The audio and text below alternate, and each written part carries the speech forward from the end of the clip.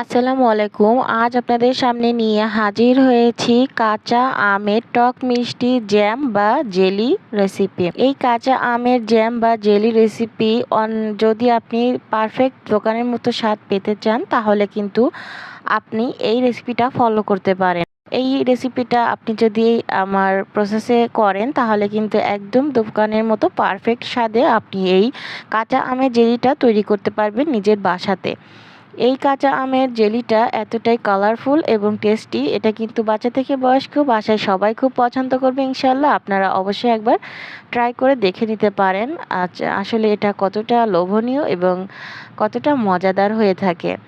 এটা বানানো খুবই ইজি, বাসায় থাকা সামান্য কিছু উপকরণ দিয়ে আপনি এটা তৈরি করে নিতে পারবেন। দেখুন আমরা প্রসেসে চলে যাই। এবারে দেখুন আমি এখানে 3টি কাঁচা আম নিয়েছি। এই 3টা আম দিয়ে আমি আজ আপনাদের জ্যাম বা জেলি তৈরি করে দেখাবো। প্রথমে আমগুলোকে আমি এখানে কিউব আকৃতিতে কেটে নিয়েছি। আমি এখানে কিউব করে কেটে নিয়েছি, আপনারা আপনাদের পছন্দ মতো যে কোনোভাবে কেটে নিতে পারেন। ধুয়ে পরিষ্কার করে আমি এবারে এটা সেদ্ধ বসিয়ে দেব। আমার এখানে 1 বাটি আম হয়েছে, আমি এখানে 2 বাটি পানি দিয়ে আমটা সেদ্ধ করে নেব। আমটা এখানে 15 থেকে 20 মিনিটের মতো সেদ্ধ করলে কিন্তু এটা হয়ে যাবে। এটা খুব বেশি সেদ্ধ করার দরকার নেই। যখন দেখবেন আমটা আপনার খুন্তি দিয়ে প্রেস করলেই আমটা গলে যাচ্ছে তখন আপনি বুঝবেন যে আপনার এটা হয়ে গেছে, আর বেশি সেদ্ধ করার প্রয়োজন নেই। এই যে দেখুন এটা গলে গেল। এভাবেই শুধুমাত্র যখন আপনার আমটা এভাবে গলে যাবে তখনই আপনি এটাকে নামিয়ে একটা চাকনির সাহায্যে ছেঁকে আম এবং এই যে আমের যে শিরাটা এটা বের করে নেবেন। দেখুন আমি একটা চাকনির সাহায্যে আম এবং পানিটা আলাদা করে নিচ্ছি।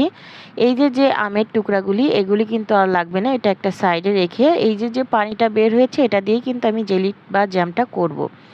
এই পানিটা অবশ্যই মেপে একটা পাত্রে বা আলাদা একটা পাত্রে নেবেন, আর যে পরিমাণ পানি হয়েছে ঠিক ওই পরিমাণে এখানে চিনিটা দিয়ে নিতে হবে।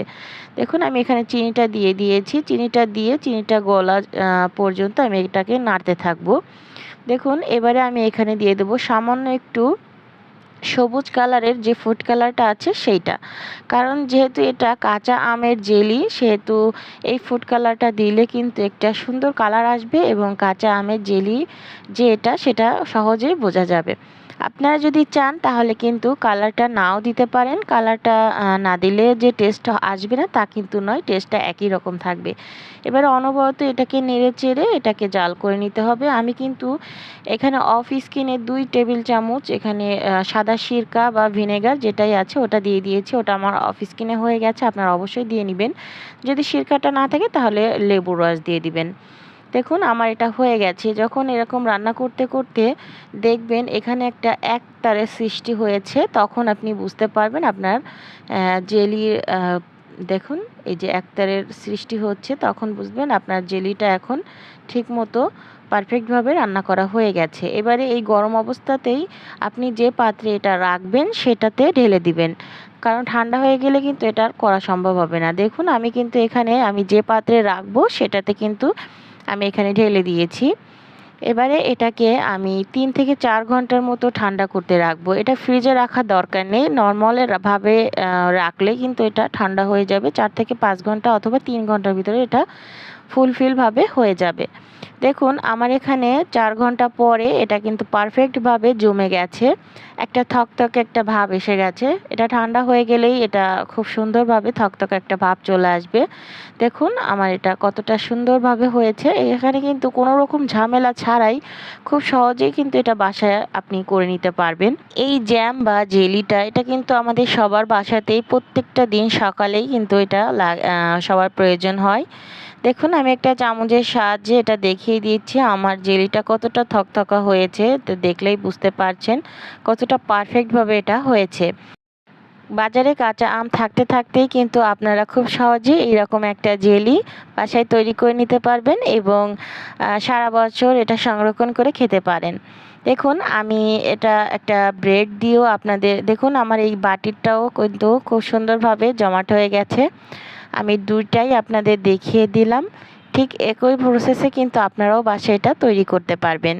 দেখুন আমি একটা ব্রেডে এটা মেখে দেখাচ্ছি এটা ঠিক কতটা সুন্দর হয়েছে।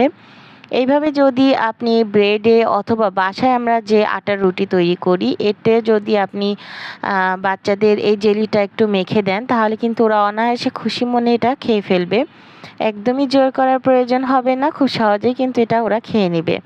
এবং বাসায় যদি আপনি তৈরি করেন তাহলে কিন্তু একটা হেলদি খাবার হলো, সুস্বাদু এবং স্বাস্থ্যসম্মত একটি খাবার। দোকান থেকে কিনতে গেলে কিন্তু প্রচুর টাকার প্রয়োজন হয়। আমার ভিডিওটি ভালো লাগলে অবশ্যই একটি লাইক কমেন্ট শেয়ার করবেন, আর অবশ্যই এটা একদিন বাসায় ট্রাই করবেন, দেখবেন আপনাদের কাছে খুব ভালো লাগবে। ভিডিওটি ভালো লাগলে লাইক কমেন্ট শেয়ার করবেন এবং আমার চ্যানেলটি সাবস্ক্রাইব করে রাখবেন। অবশ্যই বেল আইকনটি বাজিয়ে দেবেন। সবাই ভালো থাকবেন, সুস্থ থাকবেন। আসসালামু আলাইকুম।